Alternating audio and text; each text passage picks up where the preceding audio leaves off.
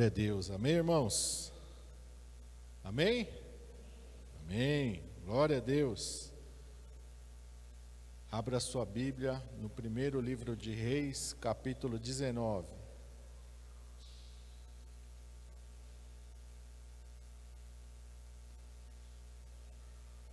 Capítulo 19, e nós vamos ler a partir do versículo 8.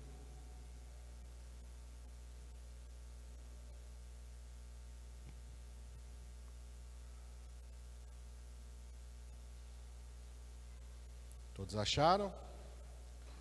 Primeiro livro de Reis, 19, a partir do versículo 8. Obrigado, Jô.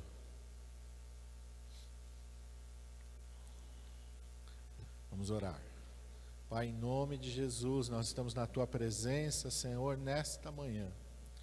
Meu Deus, e é tão maravilhoso, Pai, podemos sentir a Tua presença, Senhor. Meu Deus, nós estamos aqui, Senhor, para isso.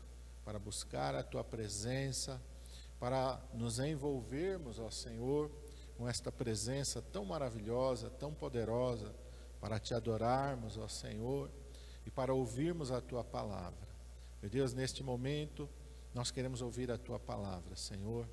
Iremos, ó Senhor, ouvir a Tua voz. Usa a minha vida, Senhor, como um porta-voz, como um instrumento nas Tuas mãos, para que nós possamos receber aquilo que o Teu Espírito Santo tem para ministrar a cada um de nós nesta manhã, Senhor.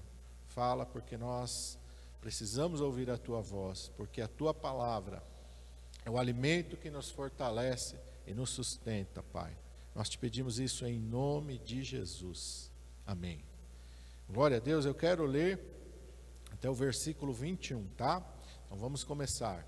Diz assim: levantou-se, pois, e comeu, e bebeu, e com a força daquela comida, caminhou 40 dias e 40 noites até Horebe, o monte de Deus. E ali entrou numa caverna, e passou ali a noite. E eis que a palavra do Senhor veio a ele, e lhe disse: que fazes aqui, Elias? E ele disse: tenho sido muito zeloso pelo Senhor Deus dos exércitos, porque os filhos de Israel deixaram o teu concerto, derribaram os teus altares e mataram os teus profetas, a espada, e eu fiquei só, e buscam a minha vida para me tirarem. E ele lhe disse: sai para fora e põe-te neste monte, perante a face do Senhor. E eis que passava o Senhor, como também um grande e forte vento, que fendia os montes e quebrava as penhas diante da face do Senhor. Porém o Senhor não estava no vento. E depois do vento um terremoto, também o Senhor não estava no terremoto. E depois do terremoto um fogo, porém também o Senhor não estava no fogo. E depois do fogo uma voz mansa e delicada. E sucedeu que, ouvindo a Elias, envolveu o seu rosto na sua capa e saiu para fora. E pôs-se à entrada da caverna, e eis que veio a ele uma voz que dizia: que fazes aqui, Elias? E ele disse: eu tenho sido em extremo zeloso pelo Senhor, Deus dos exércitos, porque os filhos de Israel deixaram o teu concerto, derribaram os teus altares e mataram os teus profetas à espada. E eu fiquei só, e buscam a minha vida para me tirarem. E o Senhor lhe disse: vai, volta pelo teu caminho para o deserto de Damasco. Vem e unge a Azael, rei sobre a Síria. Também a Jeú, filho de Ninsi, ungirás rei de Israel. E também Eliseu, filho de Safate, de Abel-Meolá, ungirás profeta em teu lugar. E há de ser que o que escapar da espada de Azael, matá-lo-á Jeú, e o que escapar da espada de Jeú, matá-lo-á Eliseu. Também eu fiz ficar em Israel 7.000, todos os joelhos que não se dobraram a Baal, e toda a boca que o não beijou. Partiu, pois, Elias dali, e achou a Eliseu, filho de Safate, que andava lavrando com 12 juntas de bois adiante dele, e ele estava com a 12ª. Passou Elias por ele, e lançou a sua capa sobre ele. Então deixou ele os bois, e correu após Elias, e disse: deixa-me beijar a meu pai e a minha mãe, e então te seguirei. E ele lhe disse: vai e volta, porque que te tenho eu feito? Voltou, pois, de trás dele, e tomou uma junta de bois, e os matou, com os aparelhos dos bois cozeu as carnes, e as deu ao povo, e comeram. Então se levantou e seguiu a Elias, e o servia. Neste texto nós vemos o profeta Elias, um grande servo de Deus, um grande homem de Deus, que Deus tinha usado ali para profetizar perante o rei Acabe. Veio 3 anos e meio de seca sobre a terra. Novamente Deus usou, ele foi até Acabe, orou ao Senhor e veio chuva abundante sobre a terra. Esse profeta mandou o rei Acabe ajuntar todos os profetas de Baal e de Azerá, e eles se ajuntaram no monte. E ali a palavra de Deus diz que Elias permitiu que eles sacrificassem, porém que não colocassem fogo. Depois Elias então restaura o altar do Senhor que estava derribado, coloca ali o boi, coloca lenha sobre aquele altar, manda que se jogue água sobre aquele altar, é jogado água, muita água sobre aquele altar. Elias então ora e vem fogo do céu, como resposta ao clamor de Elias. Todo o povo ouve, vendo aquilo, se dobra nos seus joelhos e começa a dizer: só o Senhor é Deus. Porém a palavra de Deus diz que depois de tudo isso, a rainha Jezabel ameaça Elias. E ela diz então para ele: Elias, Deus me faça assim outro tanto, se amanhã eu não te matar. E a palavra de Deus diz que diante desta ameaça, Elias foge. E ele vai para um lugar distante. O Monte Horebe está lá na península do Sinai, a muitos quilômetros da onde ele estava. Elias está no reino do norte. Elias atravessa todo o reino do sul, atravessa o deserto e vai até aqui. Diz a palavra do Senhor que da onde o anjo acha ele, ele já não estava no território de Israel, ele já estava bem longe. O anjo acha ele lá no deserto, e lá no deserto então o anjo manda ele se alimentar, e com a força daquela comida ele caminha ainda 40 dias e 40 noites até o monte de Deus. E a primeira coisa que Deus pergunta para ele é: o que fazes aqui, Elias? O que está fazendo aqui? O que você está fazendo aqui, Elias? E o Espírito Santo colocou essa pergunta no meu coração: o que fazes aqui? O que você está fazendo? E por que Elias está ali? Elias está ali movido e guiado pelo medo. O grande homem de Deus, o grande servo de Deus está ali guiado e dirigido pelo medo. Não foi o Espírito que o conduziu para lá. Não foi Deus que mandou que ele estivesse ali. Elias deu ouvido ao medo. Elias foi guiado pelo medo. Não é o Elias aqui da igreja não, hein? É o Elias da Bíblia. Elias ouviu a voz do medo. E a primeira coisa que Deus falou no meu coração é que quando nós somos guiados pelo medo, quando nós deixamos o medo nos dirigir, nós não vamos para onde Deus quer que a gente esteja.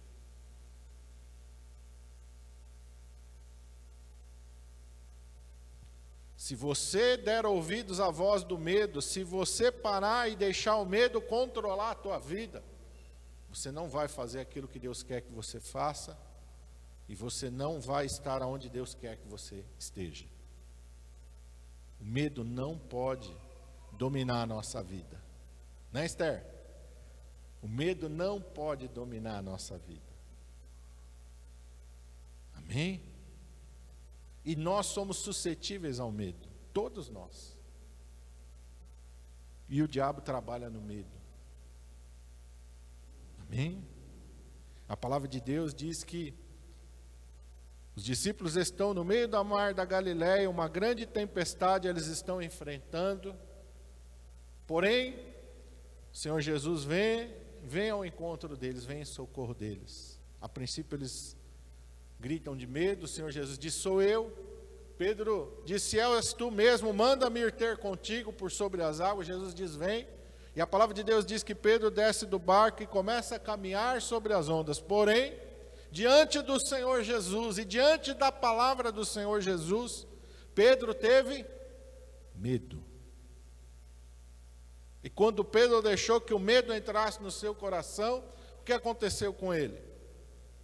Ele começou a afundar. Mas ele não estava diante de Jesus? Sim. Mas ele não estava caminhando sobre as águas porque o Senhor liberou uma palavra para ele? Sim. Mas mesmo assim, ele deixou o medo entrar no coração dele. E o que isso tem a ver com a gente? Tem tudo a ver com a gente.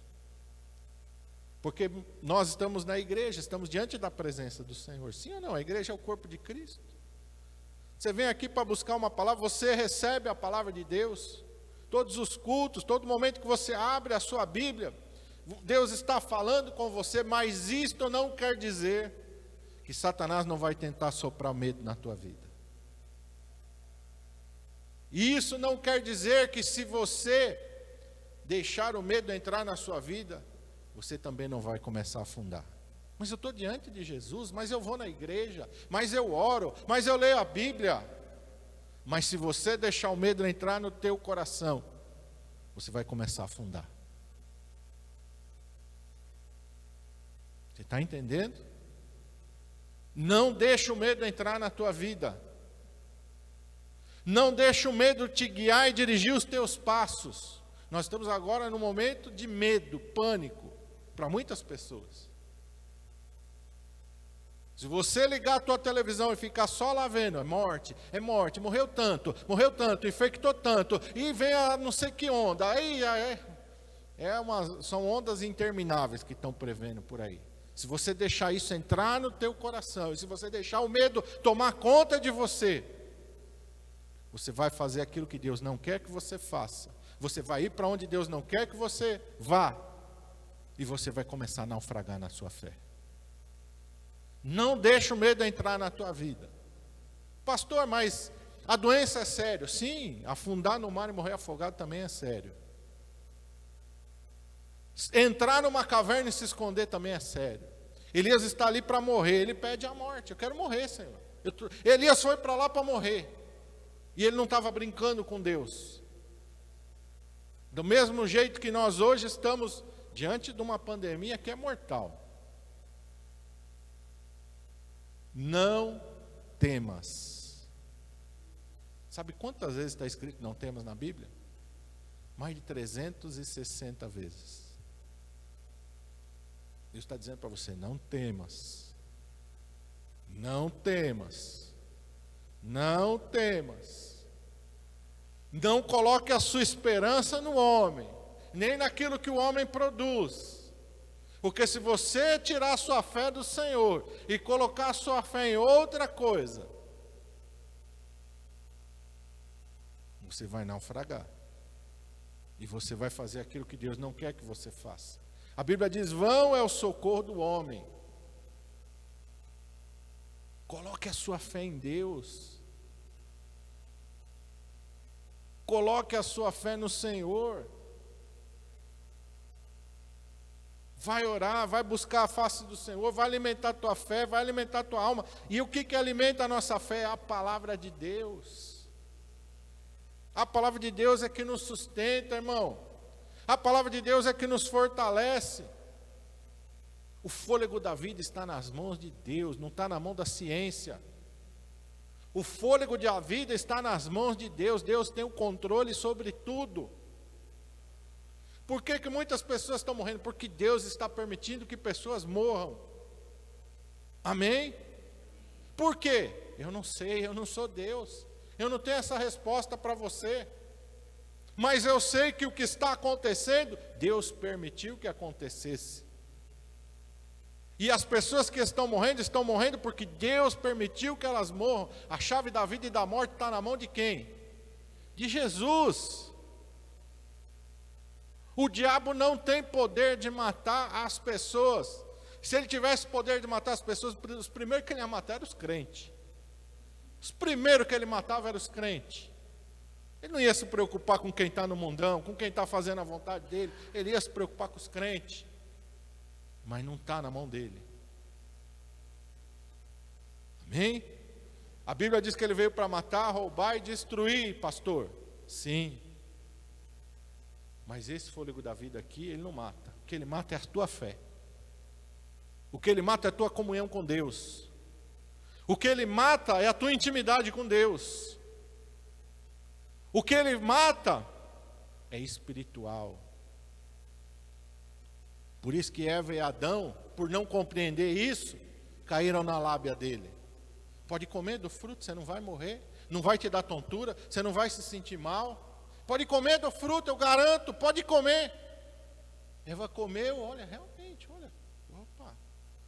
Não me deu tontura, não me deu azia, não embrulhou meu estômago, não caí dura no chão. Adão, pode comer. Come, Adão, olha, eu estou aqui, eu estou viva. Eu estou viva, Adão, olha. Adão, eu estou viva, come, Adão. E Adão comeu. Mas eles morreram espiritualmente no momento que eles desobedeceram a Deus. É essa morte que a Bíblia fala que o diabo veio trazer. Ele veio trazer a morte espiritual. Veio te colocar separado da comunhão de Deus. Porque Isaías diz: os vossos pecados fazem separação entre vós e os vossos Deus. E escondem de vós o rosto dele. Os teus pecados, os nossos pecados, escondem de Deus o rosto. Esconde o rosto de Deus perante nós. Nós perdemos o acesso à presença de Deus por causa do pecado. Por isso que Jesus veio. E ele disse o que quando ele veio? Eu vim para que vocês tenham vida, e vida com abundância. E a vida com abundância que Jesus falou não é o que muitos querem trazer para você. Riqueza, fama, sucesso. Isso aí não é vida. Isso não é vida. Tem gente que tem tudo isso e não tem vida. Quando morre vai para o inferno. Gozou de fama, gozou de dinheiro, comprou o que quis, fez o que quis, carrão, iate, e morreu e foi para o inferno. Está lá no inferno clamando agora, gemendo. Não adiantou nada, isso não é vida. Vida é a que Jesus tem para dar, é a que Deus tem para dar. Olha a parábola do rico e Lázaro.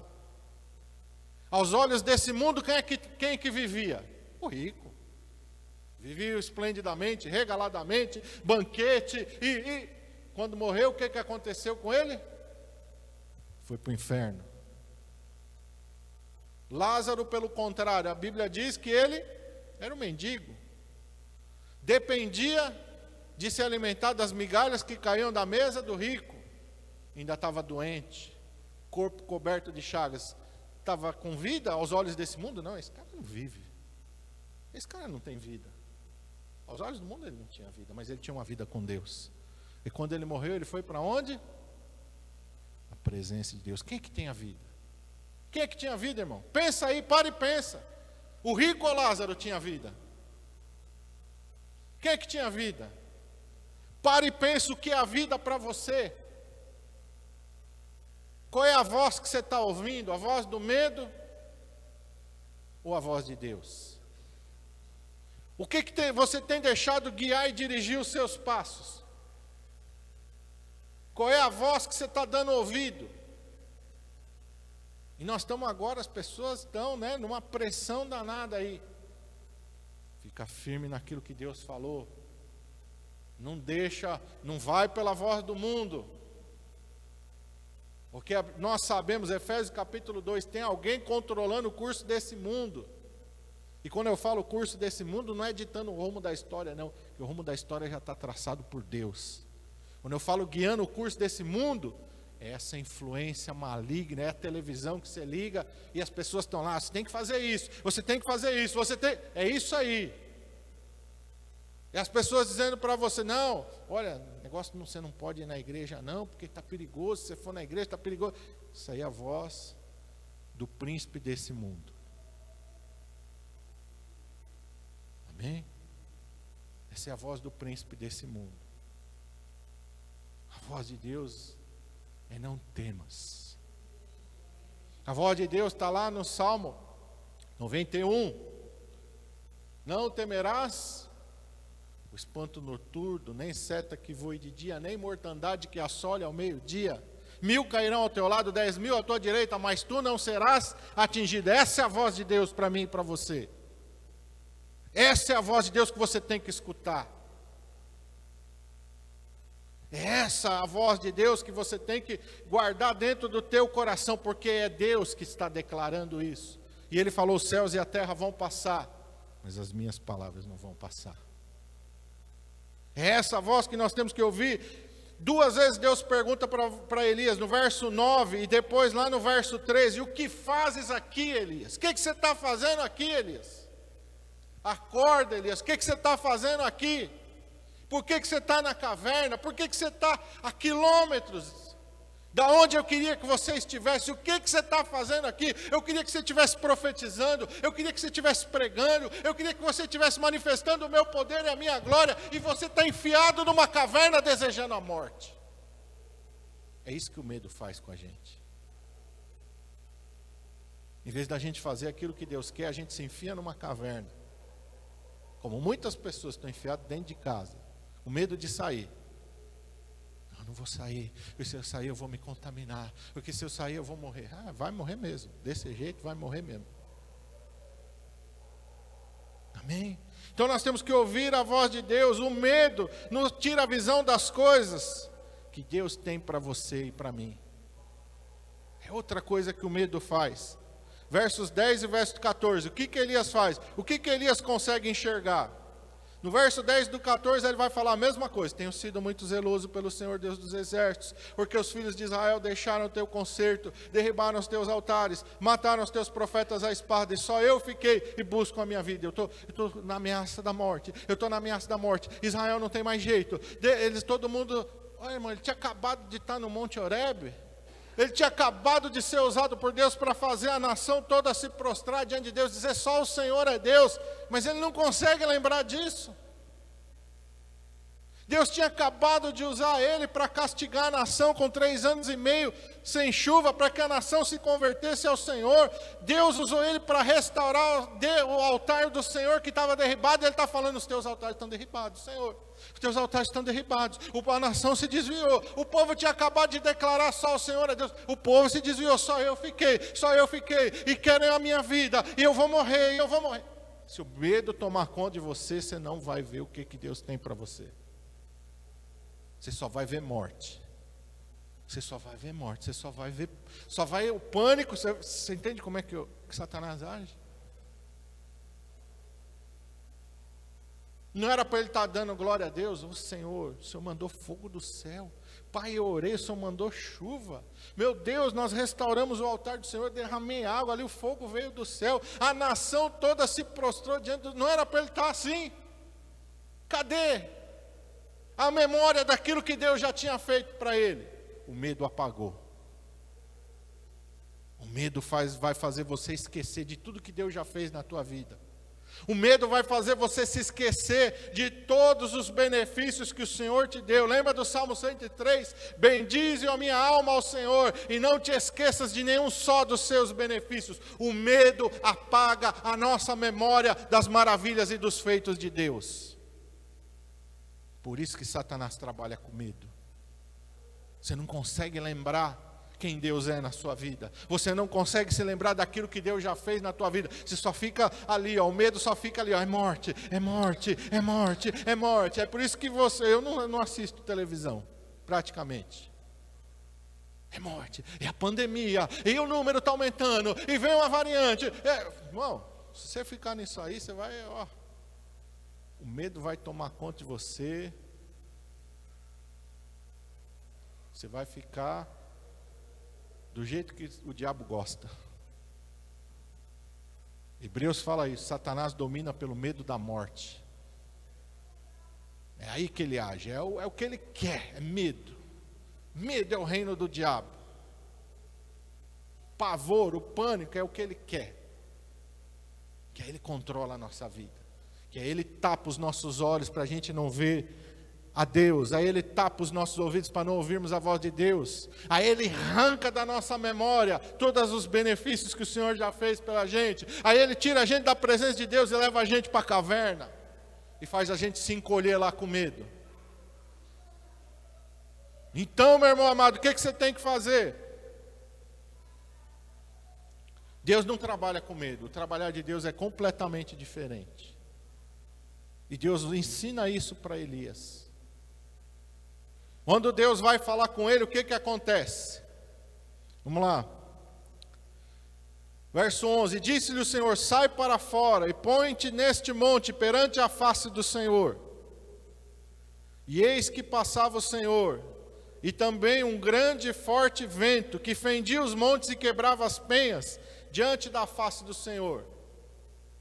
O que esse vento forte que fende as penhas, o que ele causa em nós? Medo. Deus estava no vento? Não. Depois do vento, o que aconteceu? Um terremoto. Quem é que fica sem medo diante de terremoto? Eu nunca passei por experiência de um terremoto forte. Já senti um terremoto fraquinho. Mas forte eu nunca senti. Eu acho que não tem ninguém que fica, não estou nem aí, pode tremer até. Não.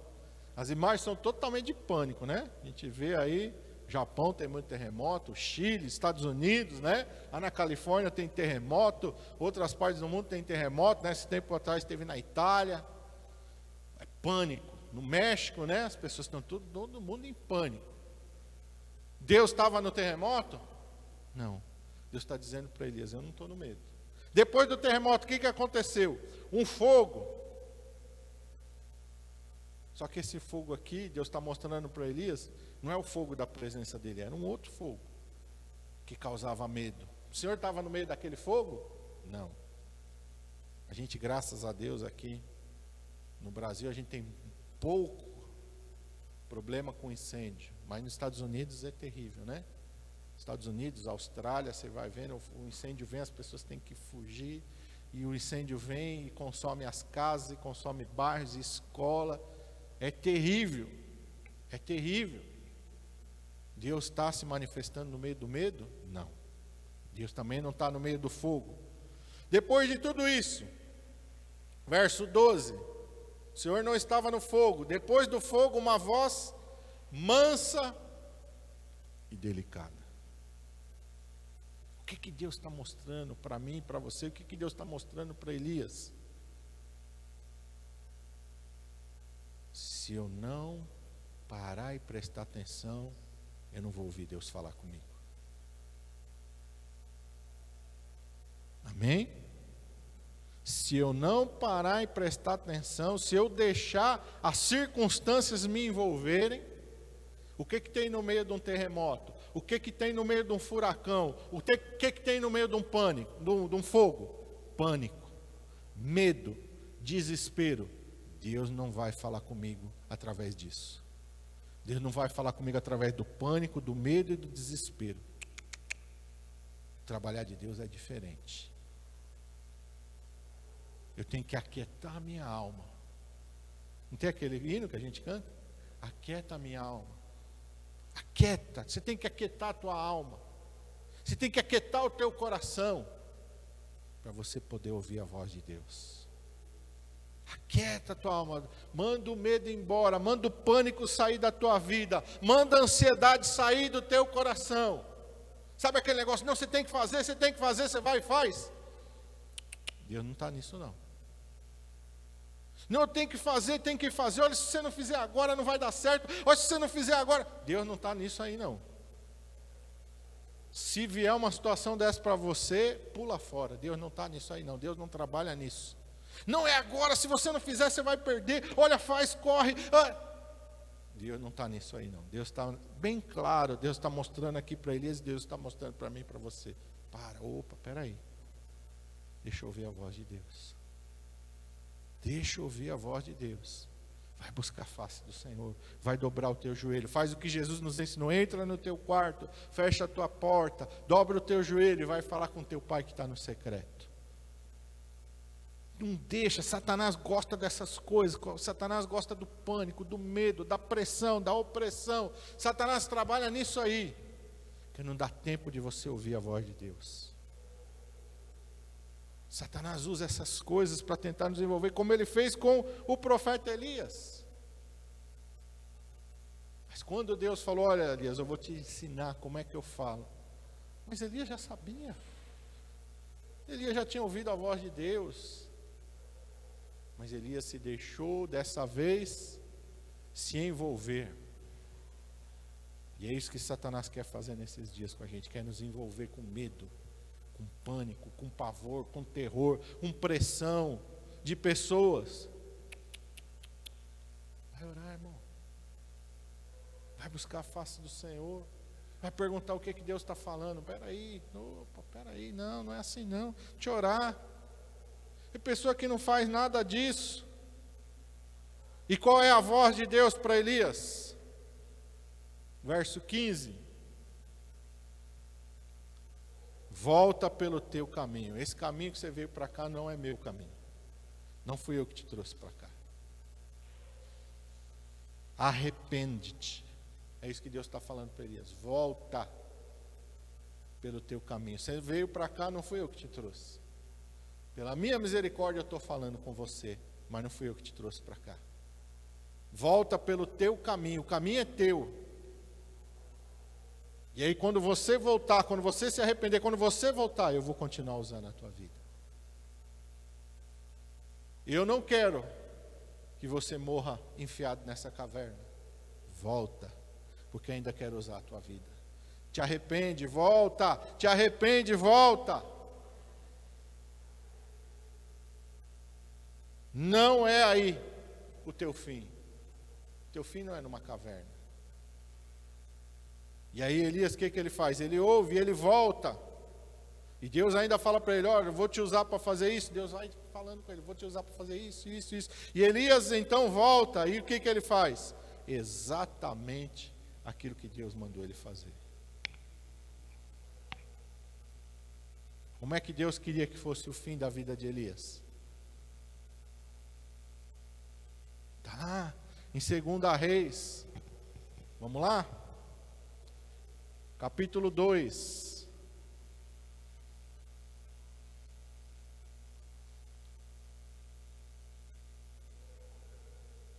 Versículo 11. Deus mandou, volta lá. E uma das coisas que Deus falou para ele, unge a Eliseu, filho de Safate, profeta no teu lugar. E está indo ele e Eliseu, caminhando. Indo eles, andando e falando, eis que um carro de fogo com cavalos de fogo separou um de outro. E Elias subiu ao céu num redemoinho. Elias queria morrer numa caverna. Mas Deus falou, não é isso que eu tenho para você. O que eu tenho para você é muito maior, é muito melhor. Você não vai nem provar a morte, Elias. Você não vai nem provar a morte. Eu vou te tomar para mim. Quando chegar o tempo certo, e a Bíblia diz que assim é a vida do crente. Você vai viver, sabe até quando? Se você não deixar o medo te dominar, você não vai embora da maneira que Satanás fica soprando. A Bíblia diz como um feixe de trigo colhido no seu tempo. Elias foi como um feixe de trigo colhido no seu próprio tempo. A Bíblia diz, preciosa é aos olhos do Senhor a morte dos seus santos. Porque nós passamos da morte para a vida, irmão. Porque nós passamos da morte para a vida. Nós deixamos este mundo de dor, de sofrimento, de pecado, de miséria. E vamos direto para o seio do Pai. Direto para a presença do Senhor. Direto para a glória celestial. Onde não tem mais dor, onde não tem mais sofrimento. Onde a morte, as enfermidades não nos alcançam mais. O pecado, nada.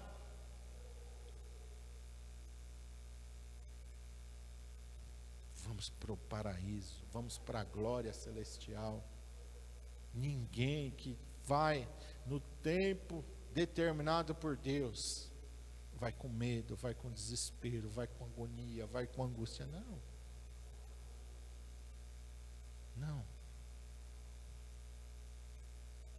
Vai, meu irmão amado, a certeza de que está entrando na glória.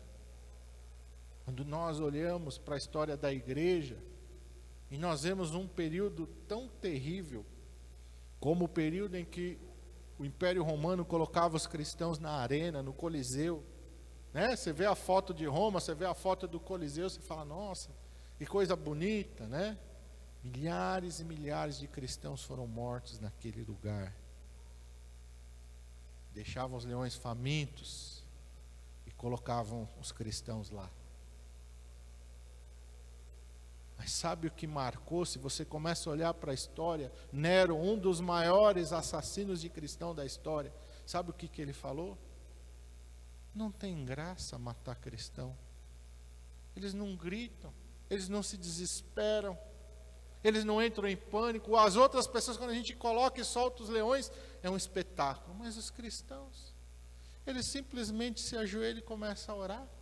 Não tem graça matá-los. Eles não dão espetáculo para nós. Sabe por quê? O feixe de trigo colhido no seu próprio tempo. O medo não tomou conta da vida deles. Se você deixar o medo tomar conta da sua vida, você não vai estar onde Deus quer que você esteja.